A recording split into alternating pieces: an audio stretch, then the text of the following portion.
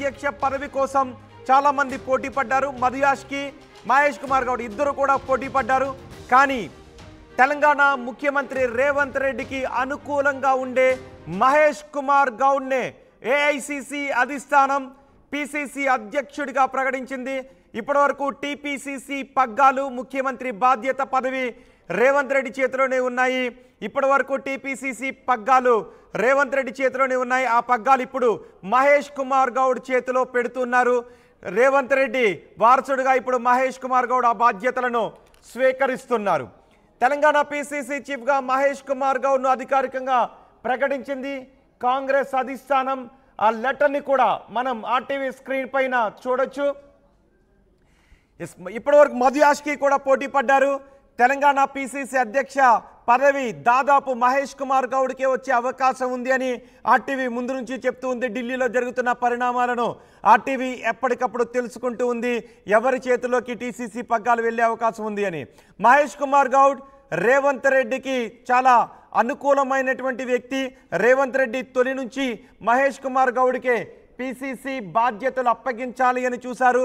అధిష్టానం దగ్గర రేవంత్ రెడ్డి మాట్లాడారు. రేవంత్ రెడ్డి నిర్ణయానికి అధిష్టానం అంగీకరించింది. టీపీసీసీ అధ్యక్షుడిగా మహేష్ కుమార్ గౌడ్ను ప్రకటిస్తూ నిర్ణయం తీసుకుంది. తక్షణమే ఈ నియామకం అమలులోకి వస్తుంది అని ఆ లెటర్లో పేర్కొంది. ప్రస్తుతం ఎమ్మెల్సీగా ఉన్నారు మహేష్ కుమార్ గౌడ్. సీఎం రేవంత్ రెడ్డి ప్రతిపాదనకు హైకమాండ్ ఓకే చెప్పింది. హైకమాండ్ పిసిసి పదవి కోసం చివరి వరకు ప్రయత్నించారు. మధుయాష్కి కోసం కోమటిరెడ్డి, ఉత్తమ్ కుమార్ రెడ్డి, కాంగ్రెస్ ఇతర సీనియర్లు కూడా ప్రయత్నం చేశారు. కానీ రేవంత్ రెడ్డి ఎవరి పేరైతే సూచించిందో అధిష్టానం రేవంత్ రెడ్డి సూచించిన వ్యక్తికే పిసిసి పగ్గాలు చేపట్టింది. ఇప్పటివరకు సహజంగా ముఖ్యమంత్రికి అనుకూలంగా ఉండే వ్యక్తికి సహజంగా పిసిసి బాధ్యతలు అప్పగించే ఆనవాయితీ అలవాటు కాంగ్రెస్కు లేదు. కానీ తెలంగాణ విషయంలో గత ఆనవాయితీలను, అలవాట్లను కాంగ్రెస్ మార్చుకుంటూ వస్తోంది. ముఖ్యమంత్రి నియామకం దగ్గర, ముఖ్యమంత్రి బాధ్యతలు అప్పగించడం దగ్గర నుంచి నిజానికి ముఖ్యమంత్రిని సభ్యులే ఎన్నుకుంటారు. కానీ కాంగ్రెస్లో అధిష్టానం సూచించిన వ్యక్తిని సభ్యులందరూ కూడా ఎన్నుకుంటారు.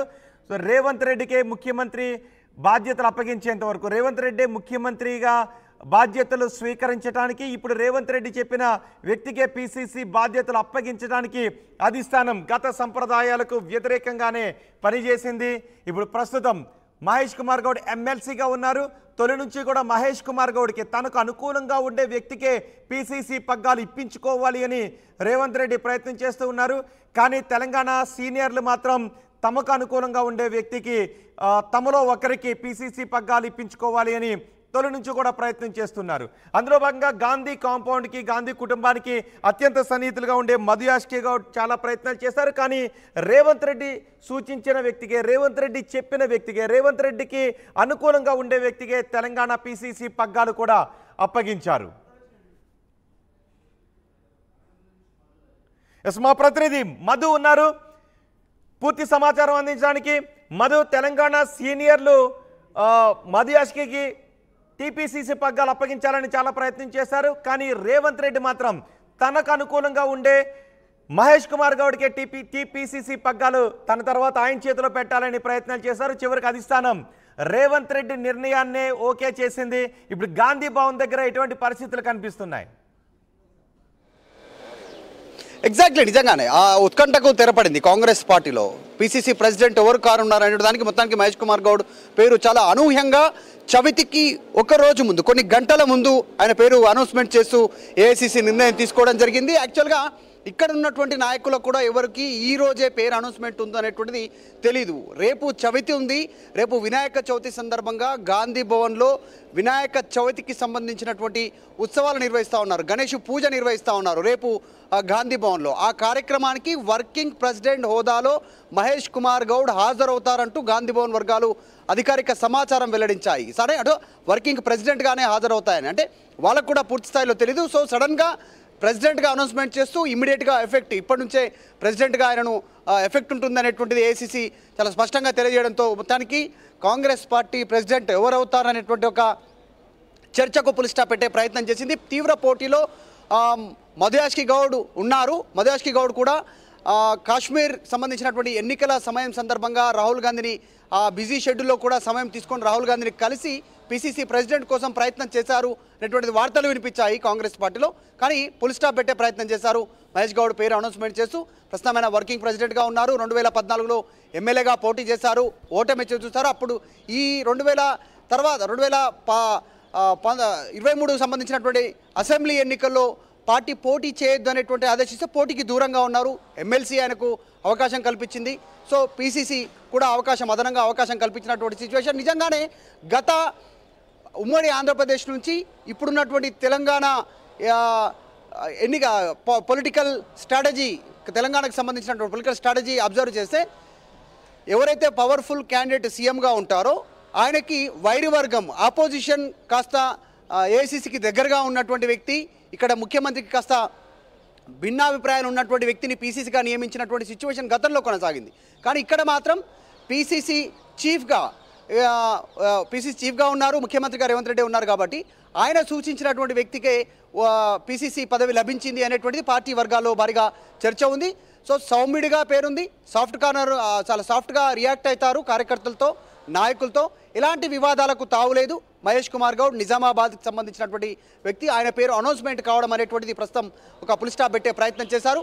సో చవితి కంటే ఒక రోజు ముందుగా అనౌన్స్మెంట్ చేయడంతో ఈ హాట్గా ఎవరవుతారు అనేటువంటి దానికి ఒక చర్చకైతే ఫుల్ స్టాప్ పెట్టే ప్రయత్నం చేశారు. నెక్స్ట్ తదుపరి క్యాబినెట్ విస్తరణ ఉండే అవకాశం ఉంది. నామినేటెడ్ పోస్టులకు సంబంధించినటువంటి దానిపైన ఫోకస్ పెట్టనున్నారు. సో మొదటగా పార్టీ పదవులపైన దృష్టి పెట్టారు. సో ఆయన రేపు చవితి ఉంది కాబట్టి బాధ్యతలు ఎప్పుడు తీసుకుంటారనేటువంటిది కూడా చర్చ ఉంది. సో కాబట్టి రేపు ఆయన హాజరు కానున్నారు. పిసిసి ప్రెసిడెంట్ హోదాలోనే ఆయన రేపు వినాయక చవితి ఉత్సవాల్లో పాల్గొన్నారు.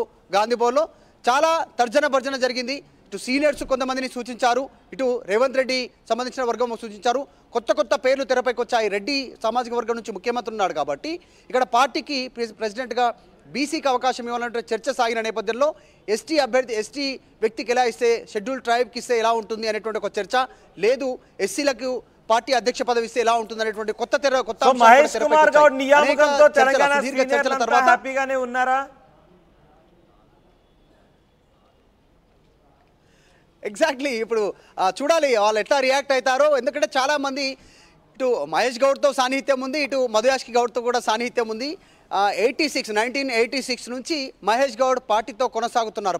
పార్టీ అనుబంధకు సంబంధించిన సంఘాలతో, ఎన్ఎస్యుఐ సంబంధాలతో ఆయన నిజామాబాద్ ప్రెసిడెంట్గా ఉన్నారు. తర్వాత ఉమ్మడి ఆంధ్రప్రదేశ్ ఎన్ఎస్యు స్టేట్ ప్రెసిడెంట్గా పనిచేశారు. ఆయనకు కూడా సీనియర్స్తో పనిచేసినటువంటి సుదీర్ఘ అనుభవం ఉంది. కాకపోతే ముఖ్యమంత్రి ఆయన పేరు చెప్పడంతో కొద్దిమంది సీనియర్స్ వ్యతిరేకించారనేటువంటి చర్చ పార్టీలో సాగింది.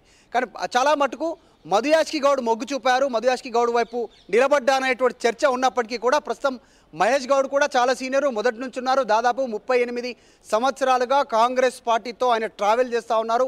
వివిధ సందర్భాల్లో ఎన్ఎస్యుఐ నిజామాబాద్ ప్రెసిడెంటు, తర్వాత NSUI state president, state general secretary, working president, ఇలా అనేక విభాగాల్లో పనిచేస్తూ వచ్చినటువంటి అనుభవం ఉంది మహేష్ గౌడ్. కాబట్టి చూడాలి సీనియర్స్ ఎట్లా రెస్పాండ్ అవుతారో. మొత్తానికైతే ఏఐసిసి దీనికి సుదీర్ఘ చర్చల తర్వాత అందరి అభిప్రాయాలు తీసుకున్న తర్వాతనే, ఉత్తమ్ కుమార్ రెడ్డి కావచ్చు, బట్టి విక్రమార్క కావచ్చు, ఇతర మంత్రులు, సీనియర్ నాయకుల అభిప్రాయం తీసుకున్న తర్వాతనే పేరు అనౌన్స్మెంట్ చేసేటువంటి సాంప్రదాయం కాంగ్రెస్ పార్టీలో ఉంటుంది. కాబట్టి మొత్తానికి మహేష్ గౌడ్ పేరు అనౌన్స్మెంట్ చేస్తూ నిర్ణయం తీసుకోవడం జరిగింది.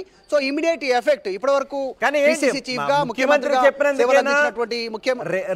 రేవంత్ రెడ్డి ఒత్తిడితోనేనా మహేష్ కుమార్ గౌడ్ ని టీపీసీసీ పగ్గాలు అప్పగించి